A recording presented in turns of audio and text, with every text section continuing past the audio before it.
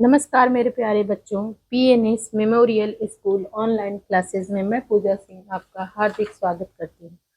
कैसे हो आप सभी लोग? बच्चों देखो, जो हम लोग रसखान के सवैये पढ़े थे वो तो हम लोग समझ लिए, लेकिन अब हम लोग को क्या करना है कि पद्यांशों का संदर्भ प्रसंग व्याख्या देखेंगे हम लोग, ठीक ना? तो देखो, ये 2022 में ही आया हुआ है। 2022 में ही आया हुआ है, तो आप लोग एकदम ध्यान से देखते चलना, क्योंकि ये रसखान के सवैये बहुत ही महत्वपूर्ण है। तो पहला ये कि मानुष हो तो वही रस खान, बसो ब्रज गोकुल गाँव के ग्वारन। अजो पशु हो तो कहाँ बस मेरो चरो नित, नंद की धेनु मझारन। पाहन हो तो वही गिरी को, जो धर्यो कर छत्र पुरंदर धारण। जो खग हो तो बसेरो करो, मिली कालिंदी कूल कदम्ब की डारन। अब इसका ही आप लोग को सबसे पहले संदर्भ प्रसंग व्याख्या करना है, ठीक ना? ससंदर्भ व्याख्या कीजिए और काव्य सौंदर्य लिखिए। तो आप लोग को शब्द अर्थ तो मैं लिखा दी हूँ। पुरंदर मतलब इंद्र, आप लोग को जान। बसेरा, खग, कालिंदी मतलब यमुना, यमुना का पर्यायवाची है कालिंदी, ठीक।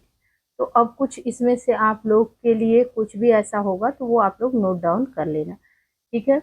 तो चलो अब संदर्भ देख लो कि ये सवैया हमारे पाठ्य पुस्तक प्रस्तुत, ऐसे लिखना, प्रस्तुत सवैया हमारे पाठ्य पुस्तक जो है, पाठ्य पुस्तक हमारी कौन सी है जो लगी हुई है आप लोग की, उसमें काव्य खंड में संकलित रसखान के सवैये से उद्धृत किया गया है। और प्रसंग यहाँ कृष्ण भक्ति का सुंदर चित्रण किया गया है। अब उसके बाद व्याख्या लिख लो आप लोग कि व्याख्या क्या है।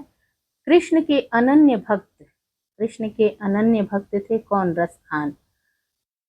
वो रस अनन्य भक्त कवि रसखान अपने इष्ट देव का सामीप्य चाहते हैं। उसी भावना को व्यक्त करते हुए वे कहते हैं कि हे ईश्वर, यदि मैं अगले जन्म में मनुष्य बनूं तो ब्रज और गोकुल गांव में ग्वालों के बीच निवास करूं। यदि पशु बनूं तो क्या है, मेरे बस की बात तो नहीं है। फिर मैं क्या चाहूंगा कि मैं नित्य प्रति नंद के गायों के बीच चरा करूं। यदि मैं पत्थर बनूं तो उस पर्वत का पत्थर बनूं जिसे इंद्र द्वारा भयंकर वर्षा करने पर श्री कृष्ण ने छाता बनाकर अपने हाथ पर उठा लिया। और यदि मैं पक्षी योनि में जन्म लूं तो वह पक्षी बनूं कि यमुना नदी के किनारे अन्य पक्षियों के साथ मिलकर कदम्ब के वृक्ष की डाल पर निवास करूं, ठीक। अब इसमें देख लो आप लोग कि कौन सा अलंकार है कि बसो ब्रज गोकुल गांव की ग्वारन। तो ग तो आप लोग को बताई थी ना कि यहाँ पे कौन सा अलंकार है, अनुप्रास अलंकार है, ठीक। अब दूसरा हम लोग देख लेते हैं। दूसरा क्या है कि आज गई होती भोर, आज गई होती भोर ही हो, रस खान रई वही नंद के भव नहीं। अवा को जियो जुग लाख करोड़, जसोमति को सुख जात कहो नहीं। तेल लगाई लगाई के अंजन भव है, बनाई बनाई डिठौ नहीं। अडारी हमेलिन हार निहारत, वारत ज्यों चुचकारत छौ नहीं, ठीक। तो अब इसका आप लोग संदर्भ लिख लोगे कि काव्य संकलन में संकलित प्रस्तुत पद हमारी पाठ्य पुस्तक जो काव्य संकलन में संकलित रसखान के सवैये नामक पाठ से लिया गया है, जो रसखान ग्रंथावली में संकलित है। आप प्रसंग क्या लिख लोगे आप लोग कि एक गोपिका नंद जी के घर जाकर क्या कहती है, नंद जी के घर जाकर कहती है कि श्री कृष्ण के बाल सौंदर्य को देखकर घर लौटती है और उसी का वर्णन अपनी सखी से कर रही है। क्या कर रही है देखो आप लोग कि हे सखी, मैं आज प्रातः काल कहाँ गई थी? नंद जी के घर गई थी। वहां जाकर मैं पूर्ण रूप से प्रेम के रस में डूब गई थी। नंद जी का वह लाल लाखों करोड़ों युगों तक जीवित रहे। कब तक जीवित रहे? लाखों करोड़ों युगों तक जीवित रहे, यही मेरी कामना है। यशोदा ऐसे लाल को पाकर अत्यंत सुखी है। उन्हें जो सुख उन्हें जो सुख की अनुभूति हो रही है उसका वर्णन नहीं किया जा सकता। यशोदा ने बच्चे को तेल उबटन किया, आंखों में अंजन किया तथा भौहों को संवार कर ऊपर एक काला बिठौना भी बना दिया ताकि उसे किसी की नजर न लगे। यशोदा अपने लाल के गले में कंठहार डालकर तथा उसे ही देख देख कर अपने को न्यौछावर कर रही थी और बच्चे को पुचकार रही थी। अब काव्य सौंदर्य में आप लोग क्या लिखोगे? लगाए लगाए बनाए बनाए में पुनरुक्ति प्रकाश है। अलंकार जो है लगाए ले मतलब पुनरुक्ति मतलब दो बार है ना, लगाए लगाए बनाए बनाए तो पुनरुक्ति है। ठीक। अवारत ज्यों चुचकारत छौनों में कौन सा अलंकार है? दृष्टांत। अनुप्रास अलंकार की छटा दर्शनीय है। आप लोग ये कर लोगे। अब देखो धूरी भरे, अब ये वाली पंक्ति आपको आ जाएगी तो कैसे करोगे इसकी व्याख्या वो देख लो कि धूरी भरे अतिशोभित श्यामजु तैसी बनी सिर सुंदर चोटी खेलत खात फिरे अंगना पग पैजन बाजत पीरी कछोटी आवाज छविको रसिखान बिलोकत वारत काम कला निधि कोटि अकाग के भाग बड़े सजनी हरि हाथ सो ले गए माखन रोटी।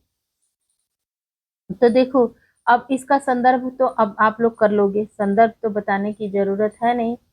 और प्रसंग में लिख लो कि प्रस्तुत सवये में कविवर रसखान ने श्री कृष्ण के बाल सौंदर्य का मनोहारी वर्णन किया है। कैसा वर्णन किया है? मन को हरने वाला यानी मनोहारी वर्णन किया है। व्याख्या लिख लो।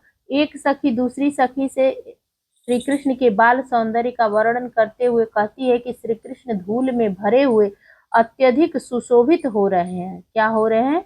अत्यधिक सुशोभित हो रहे हैं। उनके सिर पर अत्यधिक सुंदर चोटी बनी हुई है। वे अपने घर के आंगन में खेलते और खाते हुए घूम रहे हैं। उनके पैरों में पायल बज रही है। उन्होंने पीला कच्छा पहना हुआ है। श्री कृष्ण की इस सुंदरता को देखकर कामदेव भी अपनी करोड़ों कलाओं को न्यौछावर कर देते हैं। हे सखी, उस ये विस्मय आदि बोधक चिन्ह है। उस कौवे की भाग्य की कितनी सराहना की जाए। वह कौवा जो तो बड़ा ही भाग्यवान है जो श्री कृष्ण के हाथ से मक्खन रोटी छीनकर ले गया है। काव्य सौंदर्य में आप लोग लिख लो कि इसमें श्री कृष्ण के बाल रूप का अत्यधिक मोहक चित्रण प्रस्तुत किया गया चित्र। और अलंकार अनुप्रास है, रस भक्ति है, गुण माधुर्य, भाषा ब्रज है, छंद सवैया है।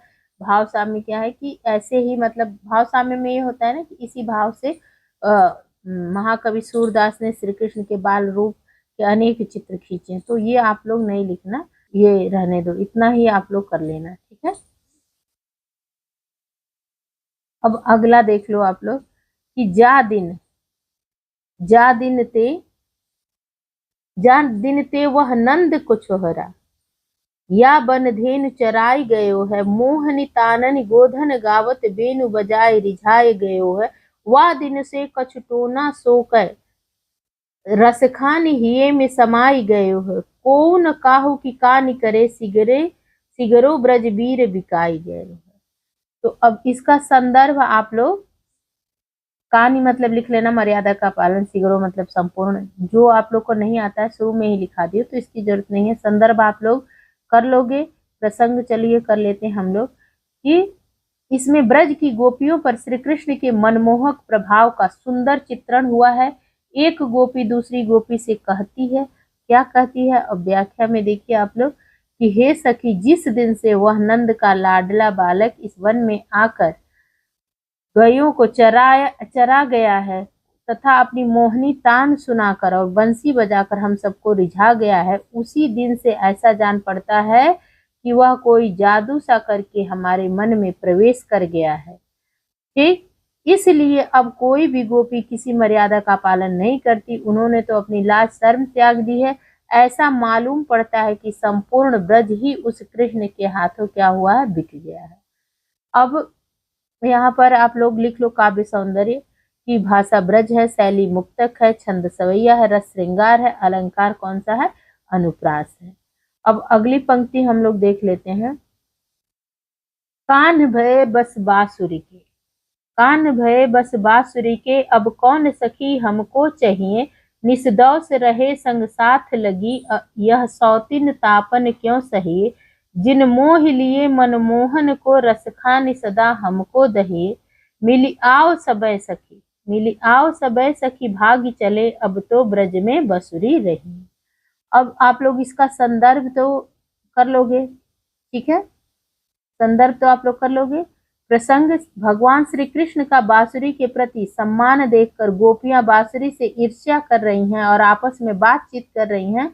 एक गोपिका दूसरी गोपिका से क्या कहती है कि हे सखी, ये व्याख्या हेडिंग के अंतर्गत आप लोग लिखेंगे कि हे सखी, कन्हैया तो बांसुरी के वशीभूत है, अब हम लोगों को यहाँ कौन पूछेगा, यह सौत बांसुरी दिन रात उनके साथ लगी रहती है, हम लोग भला इस सौत के द्वारा दिए हुए कष्टों को क्यों सहने जाएं।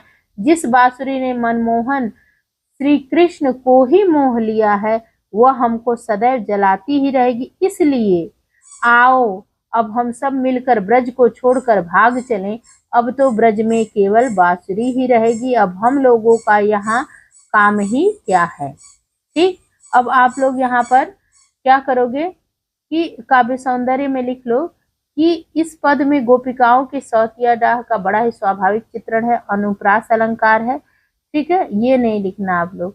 फिर अब चलो अगला देख लो कि मोर पखा सिर ऊपर राखे, मोर पखा सिर ऊपर राखी हूं, गुंज की माल गरे पहिरोगी, ओढ़ पीताम्बर ले लकुटी बन गोधन ग्वारन संग फिरोगी। तो अब चलो इसको लिख लो आप लोग कि संदर्भ तो कर लोगे, प्रसंग कर लो कि गोपिकाएं कृष्ण का वेश बनाकर अब उनका स्वांग रचाना चाहती हैं। गोपिकाएं क्या करना चाहती हैं इसमें कि कृष्ण का वेश बनाकर एक स्वांग मतलब नाटक रचाना चाहती हैं। एक सखी उनके सभी परिधान को धारण करने को तैयार हो जाती, किंतु ईर्ष्या बस बांसुरी से तो चिढ़ती हैं, तो उसको धारण नहीं करना चाहती। क्या कहती हैं कि हे सखी, मैं भगवान श्री कृष्ण के मोर पंख को सिर के ऊपर रख लूंगी, गले में वनमाला धारण कर लूंगी, पीताम्बर ओढ़कर लकुटी लेकर गायों ग्वालों के साथ वन में घूमूंगी, इसके अतिरिक्त तुम लोगों को जो जो अच्छा लगेगा वे सभी स्वांग करूंगी, किंतु यह मुरली मुरलीधर की है। यह मुरली किसकी है? मुरलीधर की है। उन्होंने इसे अपने अधरों पर धारण किया है, इसे मैं अपने अधरों पर धारण नहीं करूंगी, क्योंकि यह मुरली मेरी सौत है। श्याम के जिन अधरों का रसास्वादन मुझे करना था, उसे इस बांसुरी ने किया।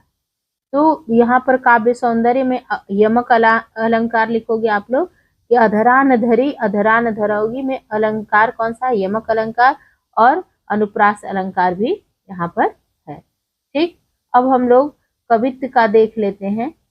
कवित्व में क्या है कि गोरज बिराजे भाल लहलई, बनमाल आगे गैया पीछे ग्वाल मृदबानी रे। तो ये बहुत ही आसान है, आप लोग संदर्भ कर लेना। संदर्भ के बाद प्रसंग श्री कृष्ण के सौंदर्य का वर्णन किया गया है यहाँ पर, और व्याख्या लिख लो। व्याख्या क्या करोगे कि श्री कृष्ण दिन भर गाय चराकर सायंकाल घर लौट रहे हैं, तो एक गोपी उनके सौंदर्य का वर्णन करती है। क्या करती है? कहती है कि हे सखी, वह देखो श्री कृष्ण आ रहे हैं, उनके मस्तक पर गायों के पैरों से उठी धूल लगी हुई है, गले में लहराती हुई ताजे फूलों की माला है, आगे आगे गैया आ रही है, उनके पीछे पीछे ग्वाल आ रहे हैं, वे मीठी बाड़ी में गाते आ रहे हैं, उनकी टेढ़ी दृष्टि और मंद मंद मुस्कान जैसी सुंदर है, वैसी ही मधुर उनकी बांसुरी की ध्वनि है। हे सखी, यमुना नदी के तट पर कदम्ब के वृक्ष के नीचे कृष्ण बहुत सुंदर लग रहे हैं, आओ अटारी पर चढ़कर उनके पीले वस्त्रों को का फहराना देखो। देखो सखी, वह रस आनंद का वर्षा जो है वो करके शरीर की तपन को मिटा रहे हैं, वह आनंद का भंडार हमारी आंखों तथा प्राणों को रिझाता अत्यंत आनंद प्रदान कर रहा है। अब आप लोग क्या करोगे कि अगर आप लोग को प्रश्न उत्तर भी करना है तो यहाँ से देख लो कि रसखान ऐसी कामना क्यों करते हैं। ये सारे प्रश्न आप लोग कर लोगे, सारे प्रश्नों का उत्तर दे लोगे। भी कुछ इसमें ऐसा नहीं है, फिर भी एक बार देख लो, ठीक है। सब समझाने के बाद से इतना तो आप लोग कर लोगे, फिर भी देख लो, ठीक ना। एक बार फिर से दिखा देती हूँ। रसखान ऐसी कामना क्यों करते हैं? तो कभी रसखान ने पक्षी के रूप में कदम की डाल पर निवास करने की कामना की है। तो आप लोग ये प्रश्न उत्तर अगर चाहिए तो नेक्स्ट मैं बता दूंगी, लेकिन लगभग आप लोग कर लोगे अपने से, ठीक। तो नेक्स्ट वीडियो में बिहारी के दोहे, बिहारी लाल के दोहे, भक्ति और नीति के दोहे हम लोग चौथा चैप्टर कल करेंगे। तो प्लीज वीडियो को लाइक कर दिया करो और शेयर अपने दोस्तों के साथ कर लिया करो तुम लोग, ठीक ना। तो मिलूंगी नेक्स्ट वीडियो में। धन्यवाद।